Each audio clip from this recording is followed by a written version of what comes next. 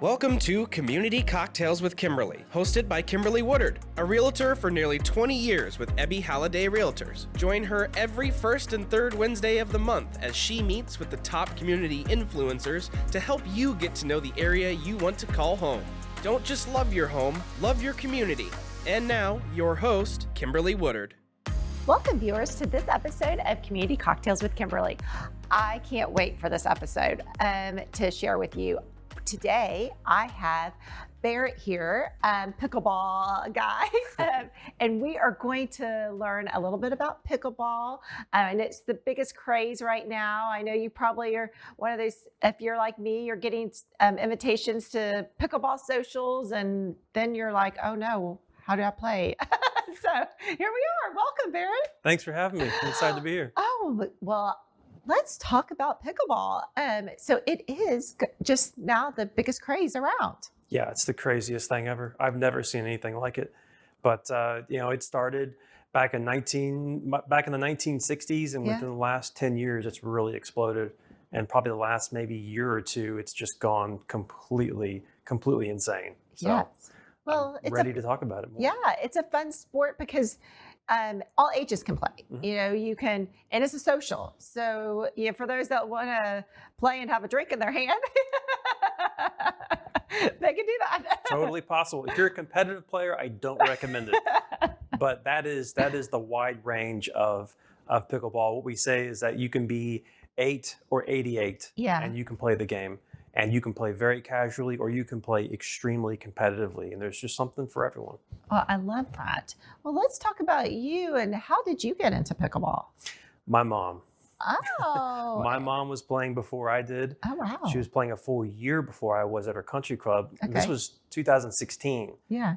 Well before it became anyone knew about it. Right. And I turned 30 in 2016. And I thought, man, I need to start exercising because I am not getting enough exercise. Yeah.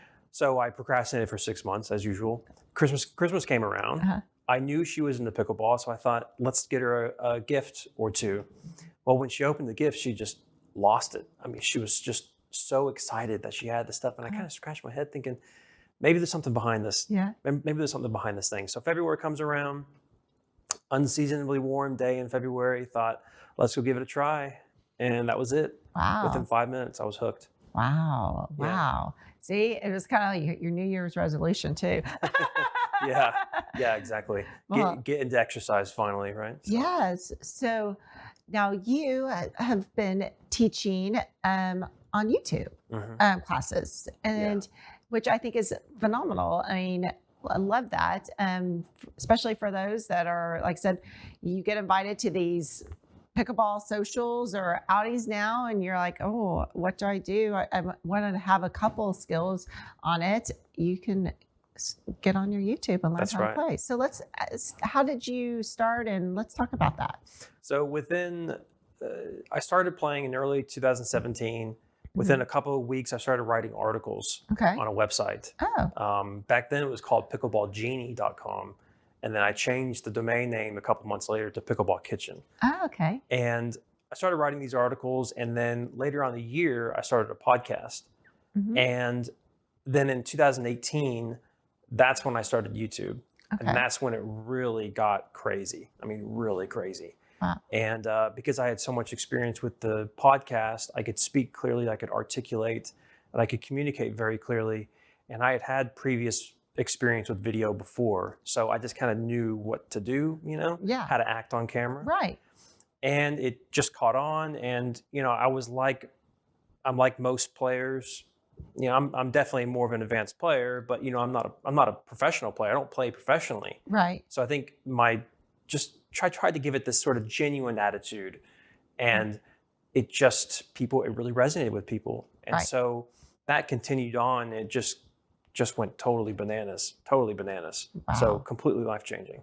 Wow. But I try to put out a video a week. That never happens. Well, try to put out a few a month, something like that. Yeah.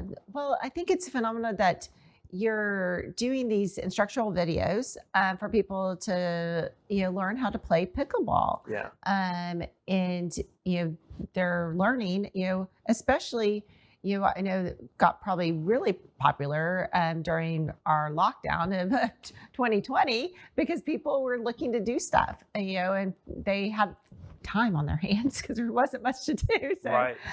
they were able to learn how to pick up a new sport, pick up a new hobby, and learn it all online. Yeah, because you can sort of hit the ball back and forth in your living room if you want to. And you can totally do that. It's very feasible.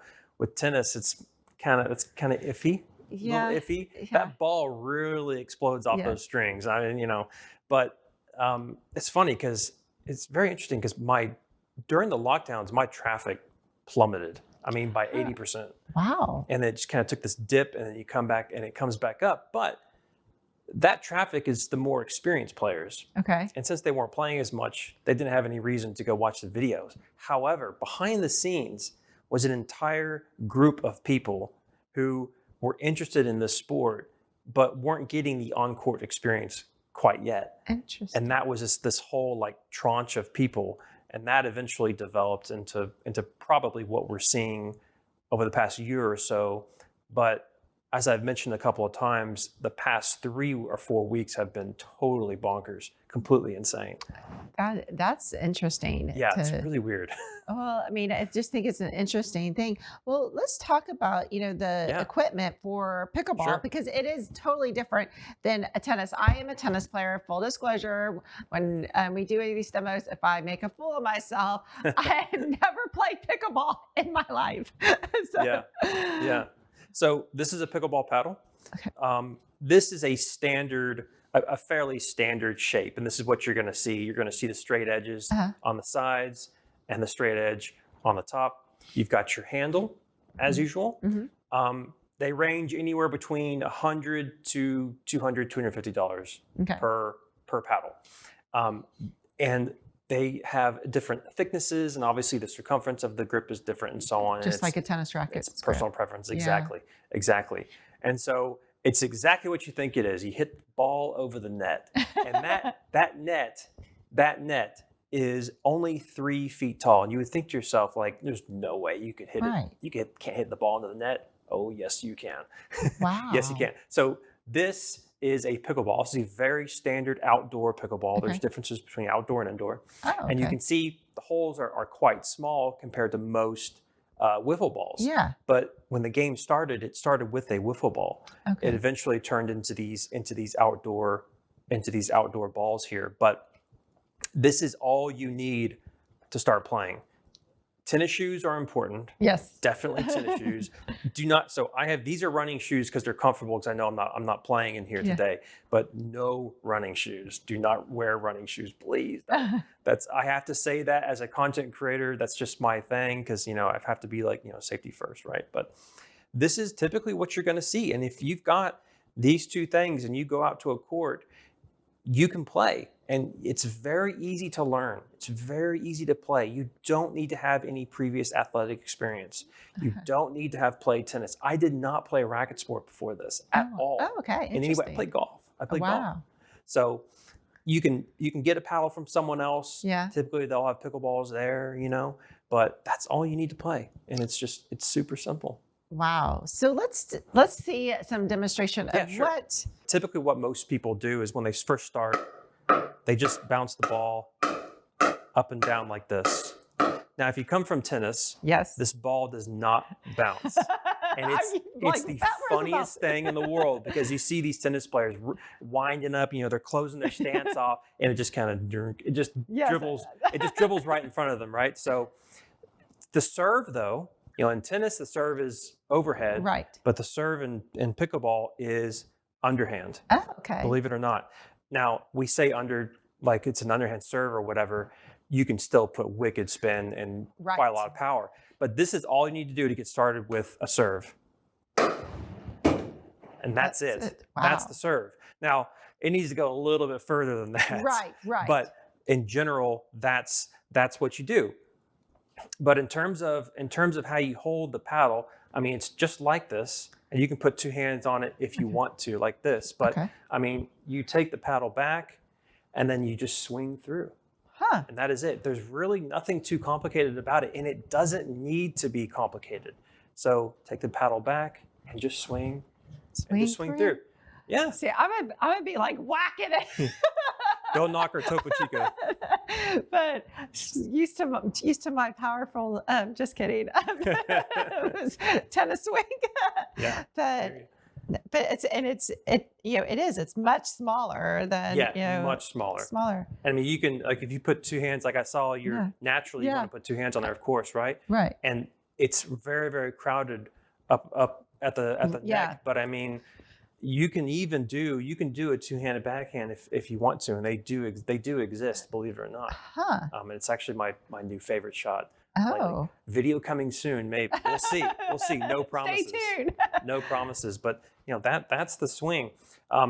Interesting enough, though, actually, if you were to stand just a little bit further back, that's good. This is effectively what we call like dinking range. So the net, imagine a net right in the middle, right here. That's 3 feet high. Yeah. And then imagine doing these soft little shots that land right in front of you, and then you hit a soft little shot to me. That's dinking. Okay. Dinking is one of the big parts of pickleball. So, it's a lot. It really gets the glutes going because, oftentimes you want to volley some of those dinks right out in front of you. A volley is a ball that hasn't bounced yet that you hit. And so some people are getting so low. They're getting all the way down here, whereas what you typically hear is like pickleball is very easy to play. It's easy on the body. Yeah, no, it's not. It's not.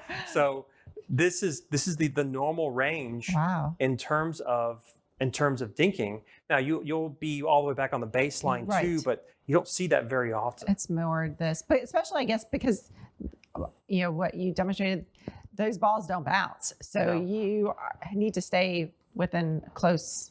Tight. Yes, and if the ball does bounce high, what a lot of advanced players do is they'll attack the ball. So they'll swing really hard, and I'm trying to hit your left shoulder or your right shoulder. Actually, the right shoulder is better, but you've got 14 feet of time to be able to react quickly to block the shot, else you're getting pegged. You're getting pegged in the shoulder. So it goes from being all calm and sweet and loving to all of a sudden just this most crazy attack that's coming right at you. Wow. Well, okay, everyone, you've got to learn how to play pickleball. And so what is so interesting about it is that what people say about pickleball a lot is that it's very social. Yes. And you notice how close we were. Right. Now imagine two other people right next to you, right? Right. So you're within like chatting distance from each other. Yes. And so there's this huge social component to the game that's really, really important. So for beginners, what I typically recommend is when you go and you play, don't just go to play, go to get to know people because it's a huge part of it. I talk about social networking a lot in pickleball. It's a big, big deal. So that's why there's like, drinks and dinks, that kind of stuff. It exists for a reason. No, and that, like I said, you're starting to see that more and more. It's just the biggest, craze. And I'm seeing a lot of my friends who, were big tennis players, and now, the pickleball is coming into light, and especially those where maybe one spouse was big into tennis and the other one wasn't. It's something they both can do, and it's pretty easy to pick up. And not, this courts are smaller, so there's not as much, even though you did indicate there is some glutes workouts, there's not as much coverage on running the courts there's, and tennis is definitely harder to have a cocktail in. Right, exactly. Let's say I've tried it, does not. Exactly. The tennis game is not the same. Yeah, it's not. Tennis is such a cool sport. I mean, I hope that one day I can go out there and try it, but it translates beautifully. If you play tennis, you'll translate easily right into pickleball, no problem. Because a lot of just what you were saying, grips, even though it's a smaller, the paddle's smaller than a racket, you do have your grips, you do have your swings, your technique, just with a different size. Different size. So I think that is, so if viewers want to, I know they're all getting okay, how do I get on and start looking at your videos? And Where do they go for those? So look out for the guy with the high socks. I did want to ask about those socks. Okay. Yeah. So I got hopelessly addicted to the sport in 2017, as you'd expect. Right. And I was playing 4 or 5 times a week. I mean, obsessed, like way too much. That's way too much. And I got shin splints. Oh. Really bad shin splints. And so I went to all these, I went to PT, went to all these doctors and stuff, trying to figure it out. And I thought, I've heard about compression socks. It's probably not real, to be honest, but let's just try it and see. So I started wearing them. And into 2018, I continued wearing them. I saw an improvement. I don't know if that was the socks or not. I don't know, right? But then I started doing YouTube, right? So I stopped wearing them on the camera. But then in late 2018, I think one time I accidentally wore them or something, and it just stuck. So I became the guy with the high socks. Well, there you go. So I have to wear them. I have to wear them now. But it's always funny going in public or down in the lobby, walking through all these business people, and here I am with my high socks. It's your signature trait. Yeah. So you can get injuries in pickleball. The worst myth is that it's totally safe to play and you don't need to be careful. It's not true. That's not, yeah. I mean, you get hurt in any sport. You can get hurt in golf, Oh yeah. I mean, the big thing is the shoes. I've seen people fall backward and crack their head on the pavement. I mean, it's terrible. So tennis shoes. Yes. Tennis shoes. Please don't roll your ankle. There's a lot of lateral, quick bursty kind of movements in pickleball. Very sudden, very, very quick. Okay. And it's so easy to roll your ankle. So if you're going to go out there and play a social, make sure you at least get the right shoes out there. You can borrow a paddle, but get the right shoes. Yes, get the right shoes, please. Well, let's get back. If they want to get on and take a look at your YouTubes and start learning how to play, or maybe we've got some experienced ones that want to pick up some new tips and everything, where do they look for it? Pickleball Kitchen on YouTube. That's gonna be the best way to get my content. Okay. In terms of finding a place to play, go to places2play.org, and that's 2 as in the number 2, and you can find places in your local area. You can also go to my website, pickleballkitchen.com. I have a bunch of articles and gear that I recommend on there. Perfect. Try not to take the paddles too seriously for now, please. You don't need to buy a $300 paddle. But YouTube, I've got beginner stuff on there. I've got intermediate stuff. I've got advanced stuff. There's a whole range of things that you can consume on there. So awesome. Well, we have all the links here on the podcast as well. And it has been a pleasure. It's been great. Cheers to pickleball and me trying to learn how to play it. Cheers. Thanks for having me. Oh, you're welcome. Thanks for tuning in. If you'd like to contact Kimberly with your real estate needs, you can reach her at kimberlywoodard.ebby.com. We hope you enjoyed our guest this week, and remember, don't just love your home, love your community.